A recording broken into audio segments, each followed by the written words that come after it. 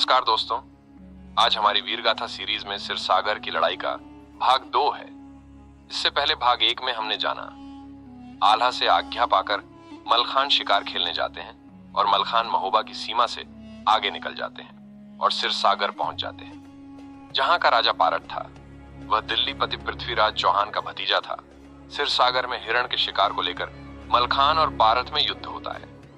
मलखान पार्थ को हराकर महोबा लौट आते हैं तथा राजा परमाल से कहते हैं कि मुझे सिरसागर चाहिए, इसलिए आप मुझे सिरसागर पर चढ़ाई करने की आज्ञा दें। इससे आगे की कहानी में आगे बढ़े उससे पहले यदि आप हमारे चैनल पर पहली बार आए हैं तो चैनल को सब्सक्राइब करें। अब हम कहानी में आगे बढ़ते हैं। विवश होकर नम आंखों से राजा परिमाल ने कहा, अच्छा तो यही रहेगा कि पृथ्वीराज से शत्रुता मोल ना ले, परंतु यदि सिरसा लेना तेरी जिद है तो जा, मैं तुझे आशीर्वाद देता हूं, तेरी विजय की कामना करता हूं। मलखान ने राजा के चरण स्पर्श किए और तुरंत दरबार से चल पड़े। उसमें एक अदम्य उत्साह था। वह रानी मल्हना के पास भी आशीर्वाद लेने गया। माता मल्हना ने उसे पुचकारा, छाती से लगाया और विजय के लिए आशीष दिया, परंतु अकेले जाते देख उनकी आंखों में आंसू थे। अंत में वह माता तिलका के पास गया, उनसे भी गले मिला, चरण स्पर्श किए और चल पड़ा। तब तक और सैकड़ों साथी पहुंच गए। मलखान ने उन्हें लौट जाने को कहा, परंतु वे सब साथ चल दिए। बोले, साथ खेले, साथ खाना खाया, साथ पढ़े और साथ ही युद्ध कला सीखी, तो अब साथ जीना मरना है। हम तुम्हारा साथ नहीं छोड़ सकते। मलखान अपने साथियों के साथ सिरसा की ओर चल पड़ा। घने जंगल पार करके जब सिरसा 3 कोस रह गया तो उन्होंने काफिला रोक दिया। रात को वहीं विश्राम किया। प्रातः उठकर नित्य कर्म से निवृत्त हो युद्ध की तैयारी की।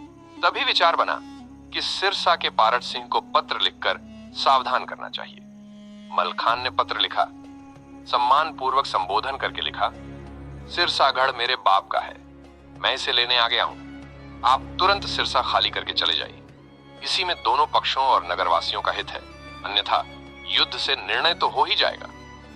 हरकारा पत्र लेकर पारठ के पास पहुंचा। पत्र पढ़कर पारठ क्रोधित हो गया। इसी समय सेनापति को युद्ध के लिए तैयारी का आदेश कर दिया गया। इधर के नगाड़ों की आवाज के साथ ही मलखान भी सिरसा की ओर आगे बढ़ा। दोनों ओर से सेनाएं सम्मुख थी। मलखान से पारठ पहले घबराया हुआ था, अब फिर सिरसा के सैनिकों में भगदड़ मची।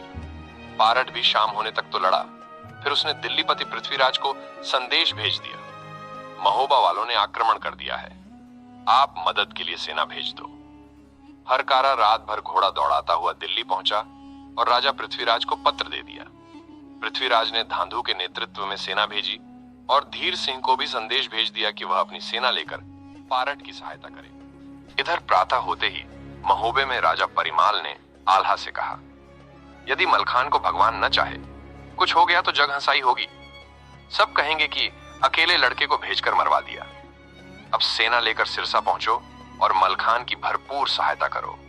तोपें, हाथी, घोड़े और पैदल सब आनन फानन में तैयार होकर चल पड़े।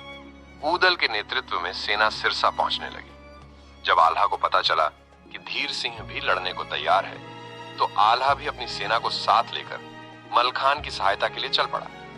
धांधु, चौंडा और चंदन की फौज तो दिल्ली से सिरसा पहुंच ही रही थी। धीर सिंह और आल्हा आमने सामने टकरा गए। धीरज सिंह ने कहा कि सामने से अपना घोड़ा हटाओ। आल्हा बोले, हमारा घोड़ा कहर है, आप अपना हाथी दाएं बाएं कर लो। दोनों भिड़ गए तो धीरज ने सांग फेंक कर मारी।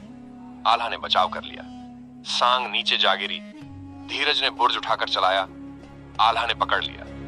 धीरज ने जोर लगाए पर छोड़ा न सका और हौदे से नीचे कूद गया। धीरज ने तब पूछा, तुम कौन हो? आल्हा ने कहा, मैं दसराज का पुत्र हूं। आल्हा महोबे के राजा परिमाल का पालित हूं। मैं धीर सिंह से मिलने जा रहा हूं। धीरज सिंह, तुमसे मिलकर बड़ी प्रसन्नता हुई। धीरज भी आल्हा से मिलकर खुश हुआ। दोनों मित्र बन गए। आल्हा ने कहा, बछराज, चाचा की मृत्यु के बाद पृथ्वीराज ने हमारे सिरसा पर कब्जा कर लिया। पारठ सिंह से सिरसा वापस दिलवा दो। क्यों खून खराबा किया जाए? धीरज की समझ में यही न्याय लगा। सिरसा पहुंचकर उसने पारठ को बुलाकर समझाया, परंतु स्वार्थ के सामने न्याय कभी समझ में नहीं आता। पारठ नहीं माना और दोनों ओर से सेनाएं लड़ने को तैयार हो गई। तब पारठ बोला, क्यों ना एक एक वीर अपनी बराबरी से लड़े।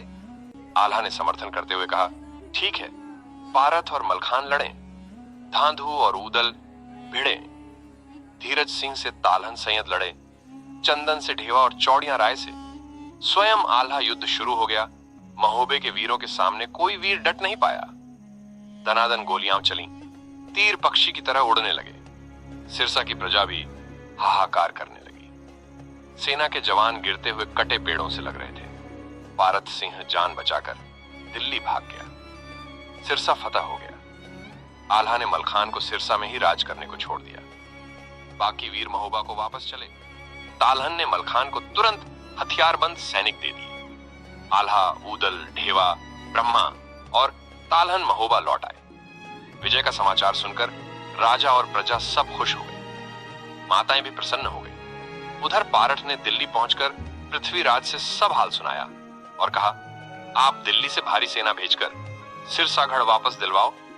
पृथ्वीराज ने समझा दिया कि सिरसा एक छोटा सा स्थान है, उसके लिए हमें दिल्ली से सेना नहीं भेजनी चाहिए। कभी मौका देखकर हम सिरसा पर फिर से अधिकार कर लेंगे। तब पारथ दिल्ली में ही रह गया और मलखान सिरसा